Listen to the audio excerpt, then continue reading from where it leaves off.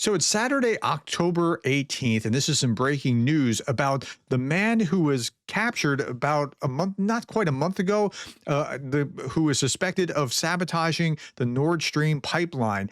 And the judge just threw out the case. Yeah, the case is closed. He's not going to be extradited. The judge said he didn't really do anything wrong. In a time of war, this is different than in a time of peace. So the judge on the decision regarding the extradition of the suspect of the Nord Stream bombing says, quote, those actions were not unlawful. On the contrary, they were justified, rational, and fair. So if we look at the BBC article about this, a Polish judge has refused to extradite a Ukrainian citizen suspected by Germany of sabotaging the Nord Stream gas pipelines in September 2022. Remember, nobody could really figure out what happened. I mean, everybody was pointing the fingers all kinds of different directions.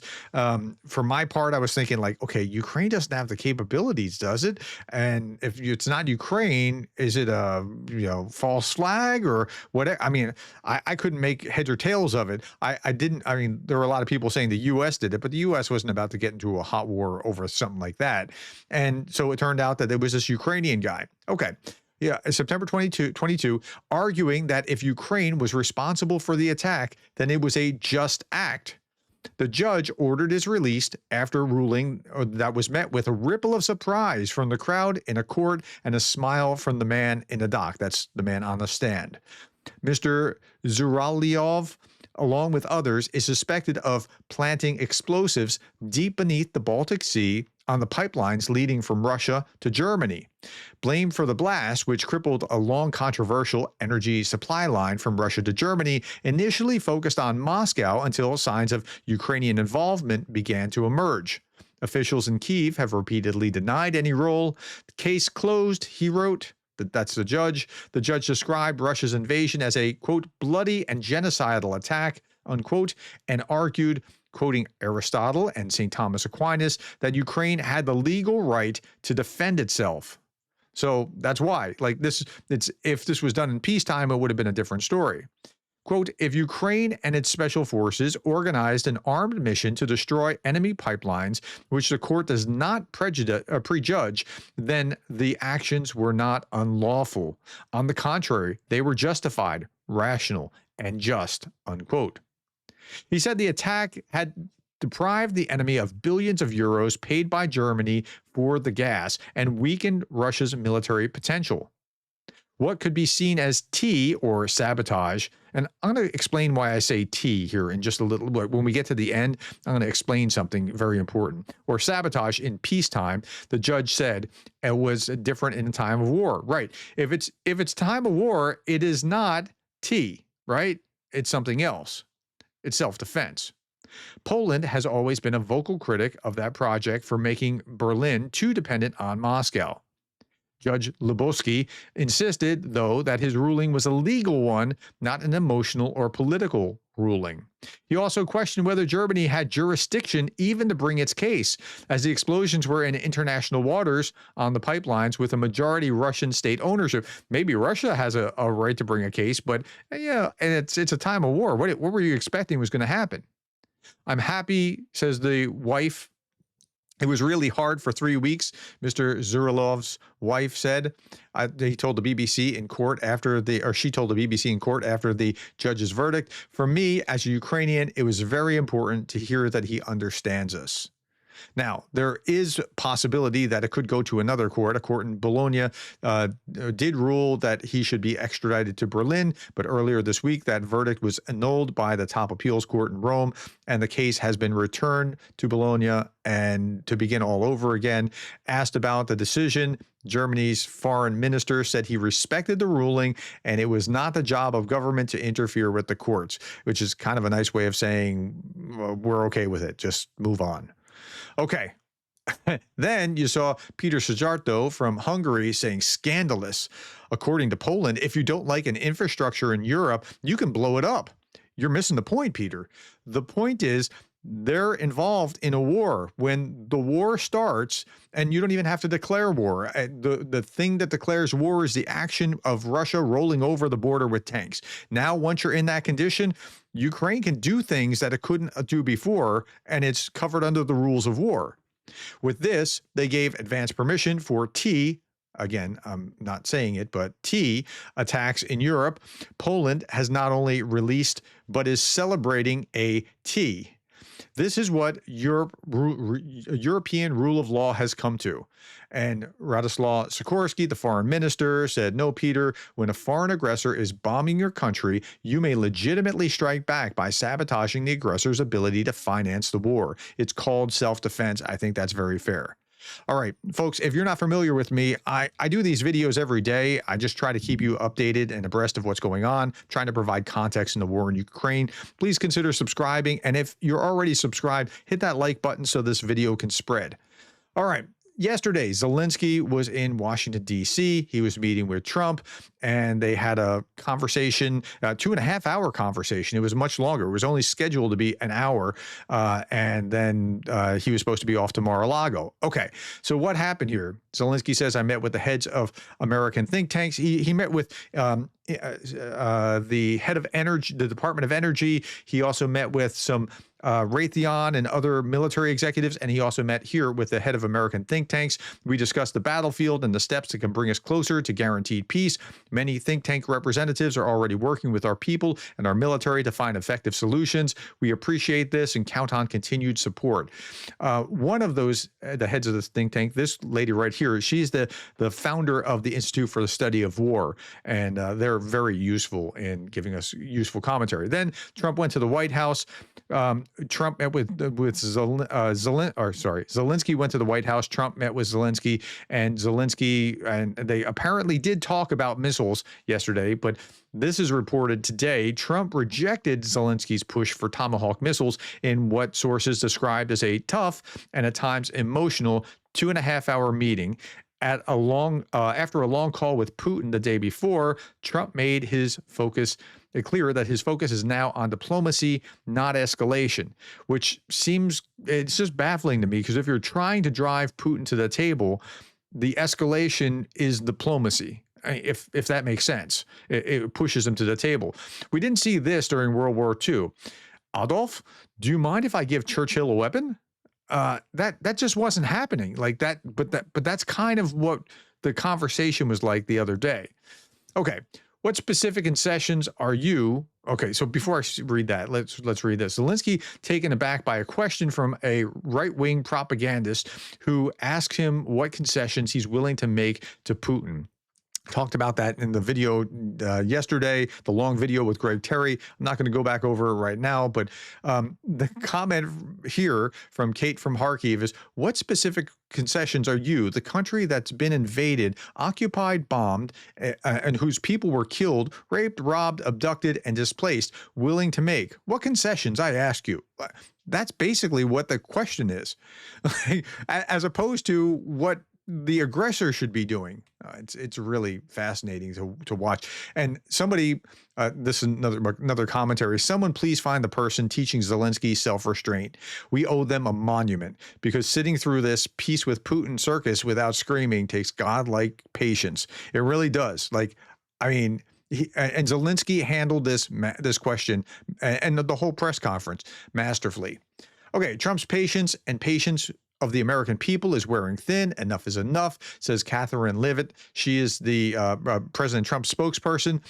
Both sides must face reality and make peace. But I want you to hear something very specific that she has to say. Killed. And the United States of America is growing very weary and tired of this war. Enough is enough. Both sides need to recognize the reality on the ground right now and come to a peace agreement, because President Trump's patience and the patience of the American people is growing very thin with this war. Okay, so today it's not just about our patience. It's about Trump is impatient to make the deal, and how he's going to make the deal. Well, this is what he wants to do.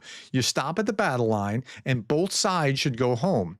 Go to their families, stop the killing, and that should be it. Stop right now at the battle line. I told that to President Zelenskyy. I told that to President Putin. Now, Putin doesn't want to stop there. He thinks he can get more. Zelenskyy, I understand you don't want to lose it, but think about the logic of this. The logic of this is a thief breaks into your home, loads up his car with a bunch of your stuff, and then you're fighting with him as he's trying to get back out of the house, or trying to get, do more to take more stuff. And the cop comes and says, "Hey, look, enough's enough. You two stop fighting. You just take what you have. You stop fighting. You keep what you have." Like, does that even make any sense to you? Because that's kind of what's being said here. Okay. Donald Tusk saying after President Zelensky's talks yesterday in the White House and with European leaders, one thing is absolutely clear: Europe's solidarity with Ukraine against Russia's aggression is today more important than ever before. It really is. He's not wrong about that. Now, Zelensky came out afterwards and said that we've decided we're not going to discuss long-range missiles publicly at this time. Okay, I get that. But there's this commentary from Michael McKay. He's the guy that does the maps, how many attacks in which areas. I show that about Pokrovsk every day. He said, with his unbreakable control of Trump, Putin exercised Russia's veto over U.S. foreign policy. Now, let's eliminate the first clause and just say this. The second part is absolutely right, whatever you think of the first part. Putin exercised Russia's veto over U.S. foreign policy. Like, that is what happened. It's just amazing to me. And Trump looks weak. I don't understand how he's allowing Putin to do this. Zelensky said this afterwards. Putin hates me. Putin hates me. Do you hate him? But I think, look, I think this, it's strange if they try to kill all of us. So I will have another attitude to this person. I have the same attitude to this man. Putin. Yeah. So he was saying that Putin hates me. I have the same attitude toward him as he has toward me. I mean, he's trying to kill my people. All right. Here's Friedrich Merz saying President Zelensky has the full support of Germany and European friends on the path to peace. Following his meeting with President Trump, we have coordinated and will accompany the next steps. What Ukraine needs now is a peace plan. And Jessica Berlin said, I fixed it for you, and wrote in, what Ukraine needs now is a lot more ammo, LRMS, air defense, which Germany will lead on financing. P.S. Sorry about Nord Stream. We were wrong. PPS, tourists are en route. That's what needs to be said, but it's not being said. A German magazine, Catapult, showed what the occupation of Ukraine would look like on a European scale. And this was very clever. It showed the map, and the editors compared it to Ukrainian territory occupied by Russia with equivalent regions in other European countries. So here's what it looks like in Ukraine. You're all aware of that, right? This is what it looks like, say, in Germany. About a third of Germany, or about a third of Italy, or half of Finland, or more than half of Belarus. Like, it's a lot. Or like more than all of Portugal plus some, right? That was a very good way of illustrating what's going on. Whenever Putin is in trouble and U.S. voices become too pro-Ukraine for comfort, he has a surefire move, a meeting with Trump, who never declines, but planning it for Russian allied Hungary has a weak spot. How will Putin get there if Europe says no? Well, Europe's not going to say, or at least not all of Europe is going to say no, and that's the problem. So one route that he might take is Putin takes a detour of 5,000-kilometer flight to meet Trump in Hungary. So he's not going over Poland. With most of Europe's airspace closed, the route may pass over Turkey. Turkey is, he'll go, Erdogan will be friends with Ukraine on one day and with Putin on the next. And like, yeah. So over Turkey's probable, Montenegro or Bosnia, and Serbia skirting the Black Sea, an area still considered risky due to military activity.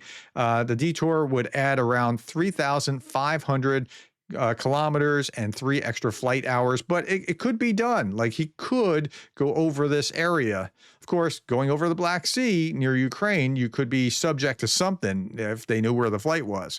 So we'll see how that kind of thing plays out. Now, last big story here. I want to preface this with this. There's enough bad things going on that you don't need to do this. Now, and I'm not poking at Johnny Escola here, because Johnny Escola says some incredibly great things. I've interacted with him behind the scenes. He has some great commentary. He pointed out this. Hegseth wore a Russian flags to, or a tie with Russian flags to meet with Zelensky. Is he trying to send a message, or is he just an ignorant idiot? Or did his actual boss, Elbridge Colby, ask him to do it? Elbridge Colby actually works for Hegseth, but okay. So I mean, that does kind of look suspect until you realize a couple things. Like, how many red, white, and blue flags are there in the world? And if you look at the red, white, and blue flags, there's a lot of them. You could just as well argue that this was the French flag. In fact, there would be a better argument that it's the French flag, especially given the color, the dark blue color in here. And this is the same colors as a United States flag, and he's given to wearing United States other stuff. So, like, if you look at his pocket thing here, and then, so it's not even the right shade of red, white, and blue. Like, the blue's not the right shade. Yeah. So I just don't make things a problem when they're not a problem. We have plenty of problems as they are. That would be my advice, but okay, you can take that for whatever it's worth. Darth Putin concludes, part of the reason we failed so much is I am surrounded by idiots who might actually think that Hegseth has any idea what the Russian flag looks like. Guy so clever. All right, my shout outs to Gareth Hopkins, undergrad YouTube member. Thank you, Gareth. I appreciate that. And I want to show you 2 comments from viewers before we're done. First is this. I'm sorry, Professor. I've been on Ukraine's side from day one, but your audience is just too stupid for my taste. Goodbye. Okay. Your audience is just too stupid for my taste. So my question to you, Garrett, well, this isn't Garrett. This is Penship Productions. So Penship Productions, my question to you is, if you are viewing this and the audience is too stupid, weren't you the audience? Just a thought. I'm just curious how you do something with that. And then a second comment here. My blank, everything you do is to protect your monetization, or misspelled it and then corrected it here, but the meant monetization, as you are one of very few who do not show video. I'm very cautious with video. I try to play within YouTube's rules.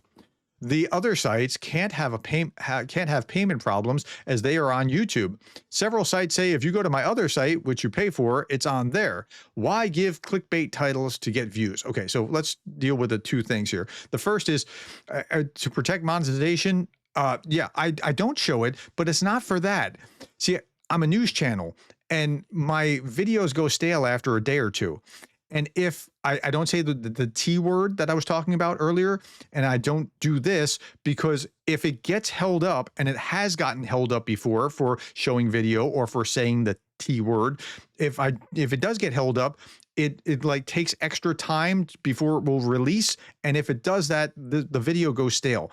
And speed is one of the things that I'm after here, is trying to get the news out to you as quickly as possible. And then why give clickbait titles to get views? Like, so I showed you this footage of FPV oil depot attack this morning. Watch FPV drones turn Russia oil empire into fireballs. And I did show the drone doing exactly that. Like that is, I did show the FPV first person view. I never do clickbait. So I don't know, that's it. So I hope that helps and answers your questions. Thank you for your time, the likes, the shares, and the subscribes. And if you can hit that like button, it helps me help the video spread. I appreciate that. Thank you more than anything else for being the kind of person that cares about Ukraine.